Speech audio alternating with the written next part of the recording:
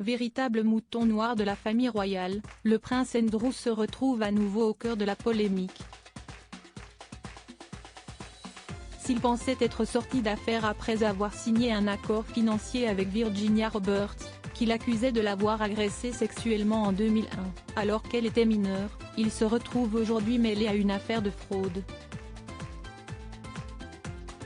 Selon des documents révélés par The Telegraph, le fils d'Elisabeth II aurait reçu des sommes significatives de la part de l'ancien banquier Selman Turk.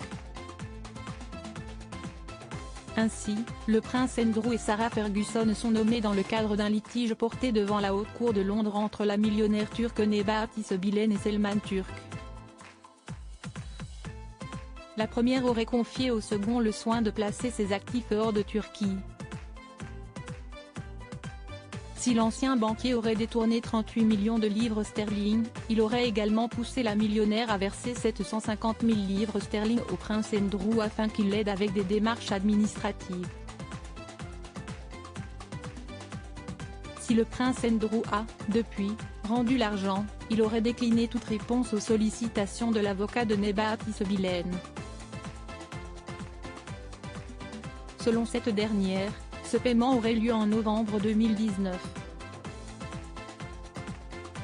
Une affaire qui survient 3 jours après que le père des princesses Eugénie et Béatrice se soit rendu à l'abbaye de Westminster, pour rendre hommage à son père, le prince Philippe, près d'1 an après sa mort.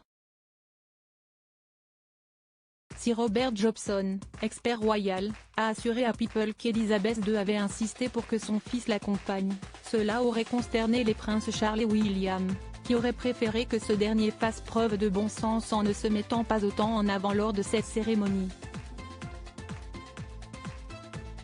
Le prince Andrew a une mauvaise réputation. Quelques jours plus tôt, un proche de la famille royale a livré un portrait peu flatteur de l'ex-mari de Sarah Ferguson dans les colonnes de People. Alors que ce dernier aurait une mauvaise réputation au palais, cette source a dévoilé, son jugement tombe parfois de manière tranchante. Il est arrogant et cela ne l'a pas servi.